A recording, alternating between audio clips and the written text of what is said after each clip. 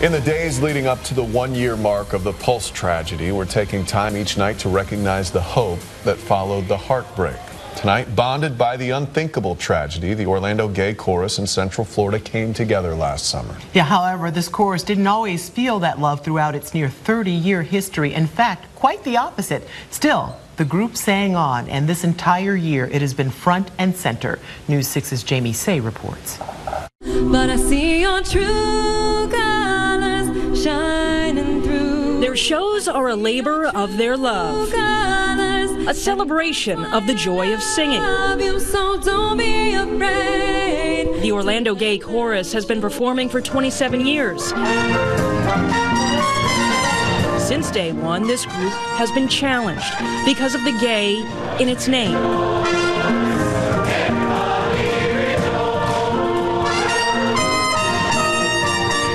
Debbie Drobny is a 10-year member of the group. She remembers. And they actually wanted them to say, "Can you just go Orlando Chorus?"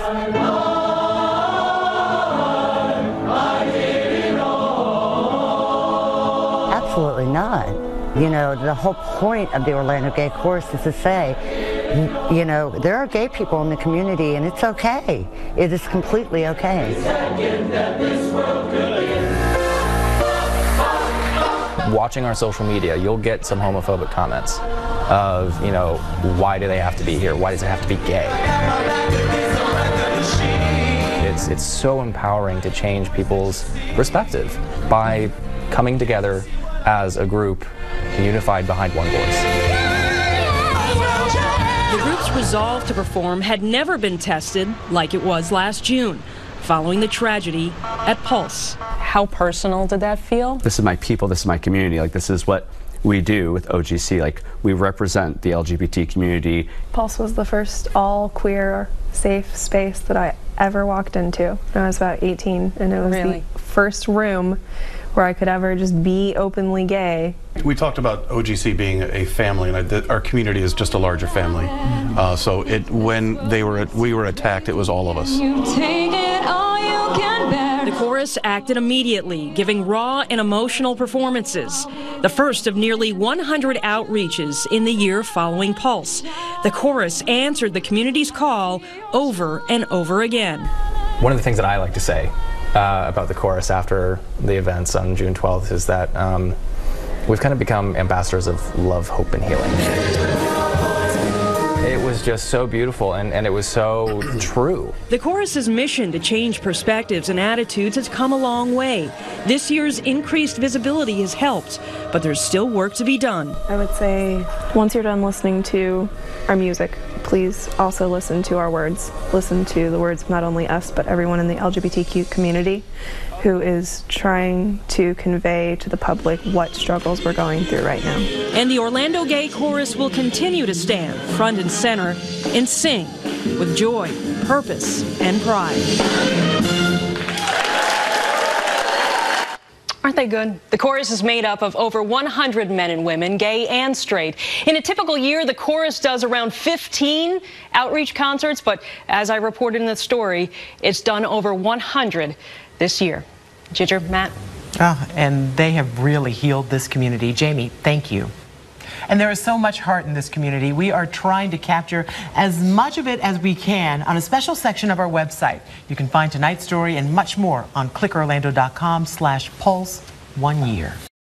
Tonight, 3 survivors trapped inside a bathroom during the tragedy at Pulse, now sharing what life is like on the other side of these walls. They survived such darkness and pain. In turn, they're trying to remember their purpose now. Troy Campbell shares their story. We're all a family, you know, the families of the people who were lost, the families of us who are still here, and then the 53 of us who are still here. So it's a giant family. Norman Casiano, Orlando Torres, and Chris Littlestar. 3 men with an extraordinary bond, making it out of the bathroom at Pulse nightclub alive. I was more scared of the pain of getting shot than dying, because like in my mind, like I was like, all right, this is it, get ready, because this is it. Within moments of the first gunshots, all 3 found themselves in a bathroom stall. Torres in one, Casiano and Littlestar in the other. For hours, Little Star shot almost half a dozen times, laid on the ground. I heard the gunshots and everybody ran into the bathroom. We all took cover, but it didn't really click until he came into the bathroom and shot everybody. And then I was just there on the floor, and I just remember feeling the pain and thinking this was it. In the other bathroom stall, Torres laid on top of a toilet, praying the bullets would miss him above and below. Was there something that he said at one point, or at one point where you heard something and you thought, this is it, this is the moment? He had touched me back there, and I was just expecting at any second just to have my whole back riddled with bullets. I just thought I was going to be a goner at that point. I mainly think about the ending of that night. Whenever I just remember getting into the back of the truck, and then that was it. Everything else went black. In the year that's passed, these three say they aren't letting the gunman win, and they refuse to take their days alive for granted, admitting themselves they've been surprised by their own strength. If we keep ourselves in and we shut ourselves out from the world and we have fear, then he's not here physically, but you're letting this person now take control of your life. Dancing and experiencing life the way they did for years at Pulse is something these survivors aren't giving up on. People are amazed, ask us, how can you still go out afterward? We're not going to let that defeat us. Can't let hate win. No, we can't let hate win. Nothing but love. But it's what happened behind those walls that didn't stay there that's giving these survivors hope. The world reacting, angry, grieving, and most importantly, uniting. It's crazy to have something like that, tie so many of us together. No matter how much time passes, no matter how much you don't speak to one another, it's like a family, that you're bonded by that forever. Now this weekend there will be signs of unity and hope all around Orlando. We'll be sharing as much of it as we can with coverage starting Sunday on News 6 at 6:30 and of course overnight and then through the day Monday, June 12th. That's on air and of course online where we will have a special section dedicated to Pulse. That's clickorlando.com/Pulse 1 year. Next week, our community will unite to mark 1 year since the Pulse nightclub tragedy. In the days leading up to June 12th, we wanted to take time to bring you stories of heart and hope. Christopher Andrew Leinenen was one of the 49 who died that night, along with his boyfriend, Juan Guerrero. Friends and family say Leinenen was confident, proud, and wanted others to feel the same way, no matter who they loved. And they've taken that as inspiration and started the Drew Project to help guide future generations searching for their own place in this world.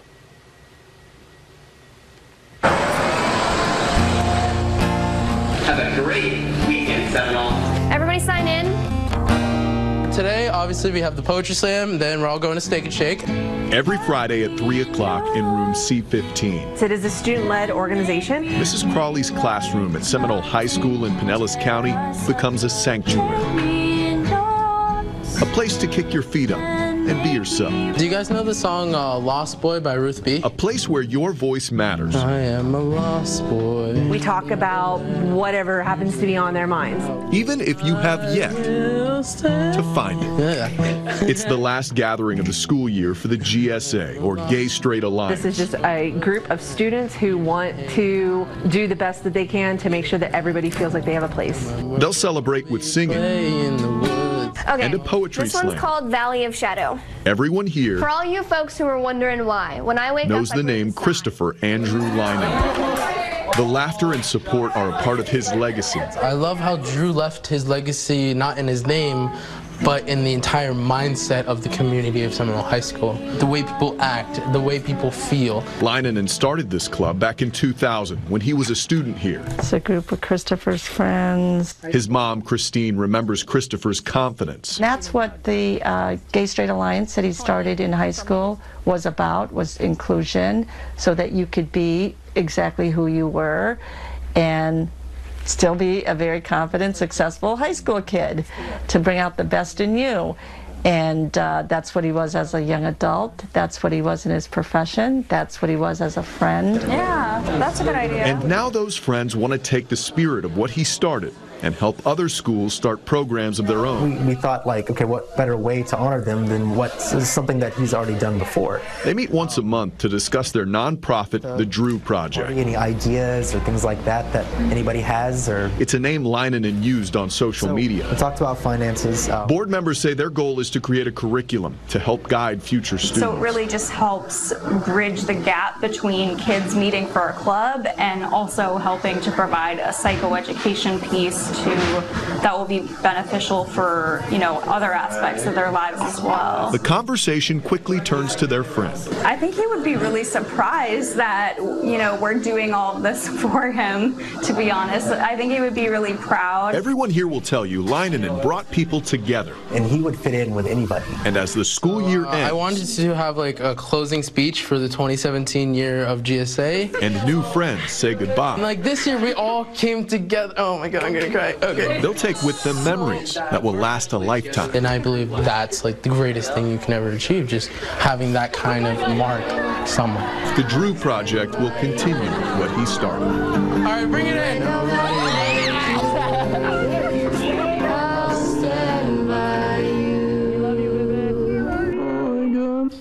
And those kids are trying to raise money for a sculpture to memorialize Leinonen at their high school. We're told the GSA curriculum should be ready by next fall. The Drew Project is hosting a launch party and memorial event this Sunday at the Abbey downtown. They'll also be awarding their first scholarship there. News 6 will be there as well. One of the many ways that the folks affected by this, their names will be memorialized for years to come. Absolutely. And, of course, over the past year, we have learned so much about the 49 victims. He, in particular, has really stood out. What a wonderful legacy he is leaving in, and what a wonderful mother he has, too. We've learned a lot about her over the past year. Yeah. Tonight, nearly a year after he lost his ability to walk, a former PE teacher shows us what life is like after the Pulse tragedy and what it was like during it. Yeah, he is standing up against the pain to find purpose. Nadine Yanis reports. So the doctors told us that the more he will try to exercise, the stronger his bones will get. This is life every day for Juan Jose Rodriguez.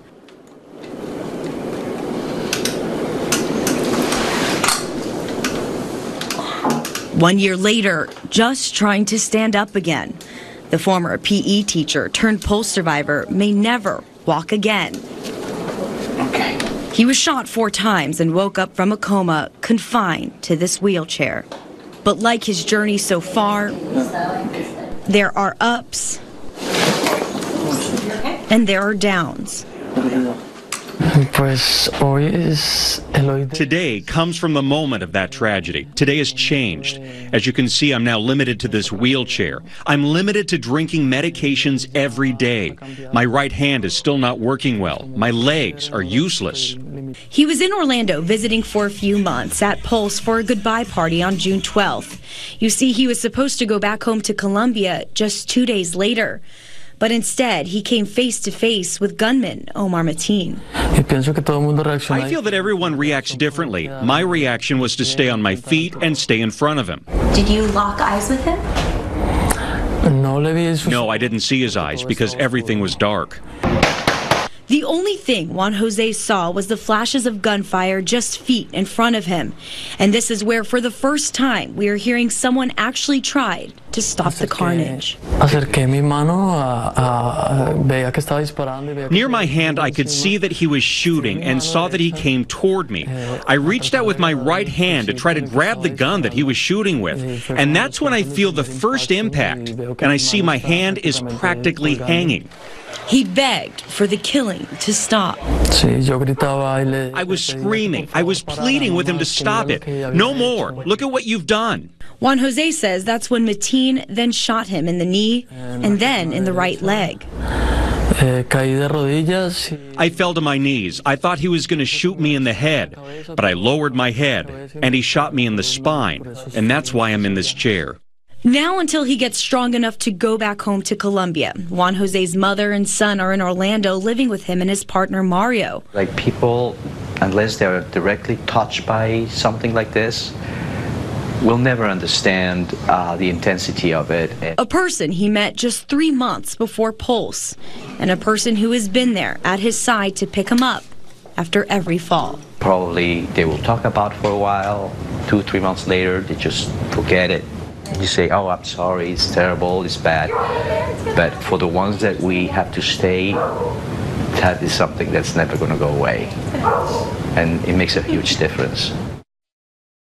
Wow, Juan Jose is recovering from yet another surgery he had to have last month. His goal was to recover enough to get back home to Colombia, and he was able to do so last week. It took almost 1 year for him to finally make it home. Hard to watch him struggle just to stand up, but I think it's important that we see it. A lot of people still dealing with that. He's a strong man. That he is. Well, with all the pain comes strength. To read more about Juan's recovery and ways this community has banded together, you can head to a special section of our website. That's clickorlando.com/pulse 1 year. In times of heartbreak or despair, you often hear the old adage, time heals all wounds. Well, next Monday will mark 1 year since the deadly attack at Pulse nightclub. There's no telling how long it will take for the pain of that deadly night to go away, or if it ever will. But in the days leading up to June 12th, glimpses of hope and heart are all around this city. All you have to do is look up. The City Beautiful was marred by darkness. The morning of June 12th. But drive around this city a year later and you'll see a change through the simplicity of a brushstroke. Pulse struck me hard. Corey Cordero was 11 years old at the time of the Pulse shooting. He wasn't old enough to go to the nightclub or have friends who went, but that doesn't mean the shooting didn't hit him to the core. I'm gay myself, and at first, like, I told this to my mom the first time I came out, and I'm like, I didn't know this amount of people didn't, like, support, like, the gay community. I saw it. It hurt me. Then I went on the couch. 5 minutes later, I started crying, like completely. He, like hundreds of other people, took Sam Flax up on his offer to create pieces of artwork as a form of healing. I was taking all my sadness and just throwing it on a piece of paper. But as I started to progress through making the picture, it turned into, slowly turned into happiness. Shortly after the shooting, Sam Flax, formerly with Sam Flax Orlando, began Paint Strong Orlando. Staff handed out free supplies. Tools once used to create art, now a means to a new beginning. That although it's, coming from sadness and tragedy, walking through the collection and seeing the pieces, it is a positive experience because you feel the support and love that's coming through from the community in response to this event. 280 pieces were created. They've traveled around the city. Very quickly we realized that this is something special. Here you had the ultimate act of hatred and violence, and this is how we react. And that we're reacting with love, and we're putting it right out there, and we're leaving it out there.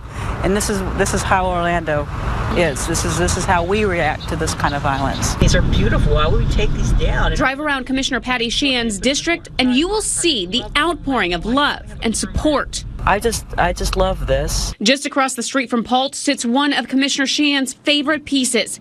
A year ago, this parking lot served as a makeshift triage area.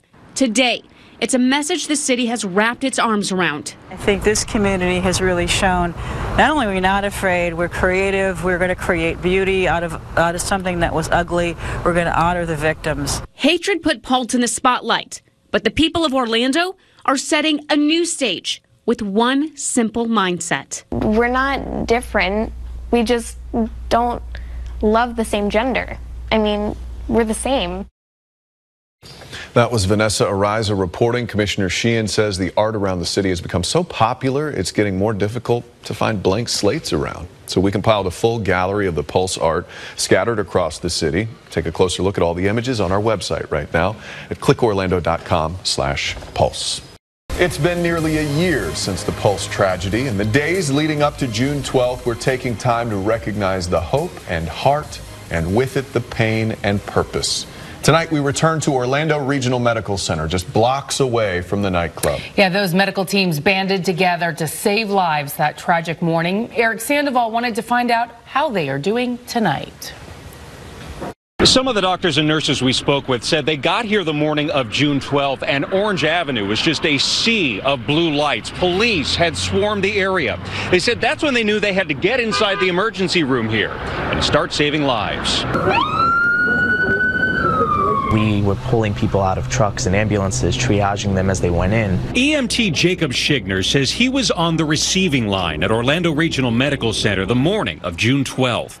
It was a morning he and the emergency room staff said was unusually slow until the shooting at Pulse nightclub. I had SWAT banging on the door, and I opened the door, and they're like, I have a patient in the back, and you might have 20 more coming. The first patient hit the door and there was another one right behind it. It was completely different than anything I had ever seen. I feel that most of the night I kind of spent on autopilot. They just didn't stop coming in. I always wear sleeves to work to cover up tattoos, and I had ripped off one of my sleeves to use as a tourniquet because I couldn't find any in the time. These patients were severely injured and they were so selfless. They were screaming and crying, but not for themselves. It was for their loved ones, their friends, their family. We were totally focused on taking care of the victims. Dr. Michael Cheatham is part of a team of surgeons whose goal that morning was to save as many lives as possible. 3 of those surgeons sat down with News 6. Every time they come to the office, their smile's a little bit bigger. You know, they look a little bit healthier. They look a little bit more mentally healthy. This is still something that I think about on a daily basis. And I think initially, I didn't think it would last this long with me. I thought it would be something that sort of was on my mind for a couple of weeks and then faded off. But this is something that I'll probably remember the rest of my life. Holly Stewart's job that morning was helping friends and family who had gathered in the hospital's waiting room. It was a Saturday night at a club, and so the patients that we took in so quickly, we were less concerned about who they were. We were more concerned about saving their lives. Now, 1 year later, she says her job that morning has come full circle. The president of ORMC and I were teaching orientation the other day, and this young man stood up. We asked everybody to tell a unique story, and he told the story that he is, one of 11 children, and he came to work here because his mom was one of the ones who died at Pulse. That's huge. She says it's a testament to the critical, life-saving work the staff here does, not only on June 12th, but every day. A year later now, many of the doctors and emergency personnel here say they now travel the country, speaking to other hospitals, sharing what they learned from that morning. They're trying to drive home the point that it's not a matter of if this could happen in another city, it's a matter of when. At ORMC, Eric Sandoval, News 6.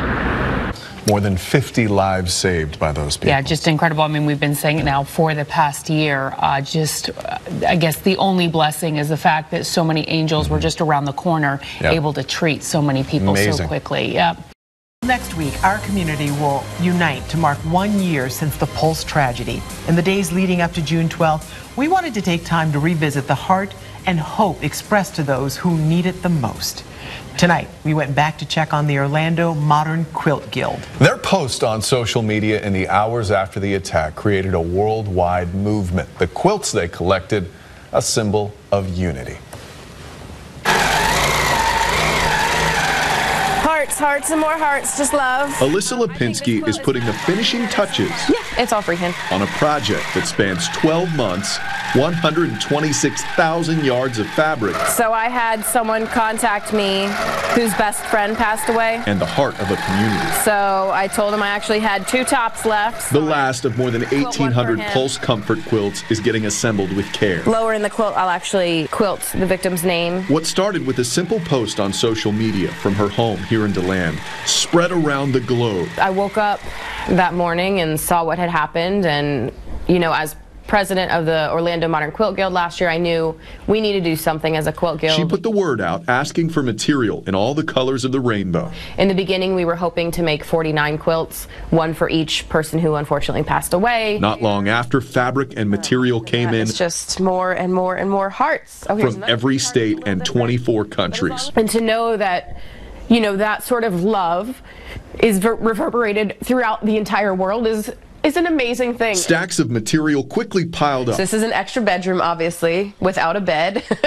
turning her home into what can only be described as a quilt factory. To be able to be the hub of all of this was the most incredible. It's very humbling to know that you have an idea and it can happen, you know. I just wanted to help someone. And help they did. The Orlando Modern Quilt Guild stepped in to assemble them all. It was just lots of sewing for other people. From survivors to first responders, victims' families and their friends, nearly everyone associated with the tragedy can now curl up with one. They're all stunning works of art. Most said it's the thought and effort that makes them so special. They did this with their own hands. They stitched it together, they quilted it together, and for them to do that, to support us, taking their time to think about us, that really means a lot to us. My grandmother used to knit and quilt. I know the time she took into doing that, so for them to do that, it shows commitment, it shows love. It's just overwhelming. That's all I can say. Remember that quilt on Lipinski's sewing machine? It belongs to David Burris.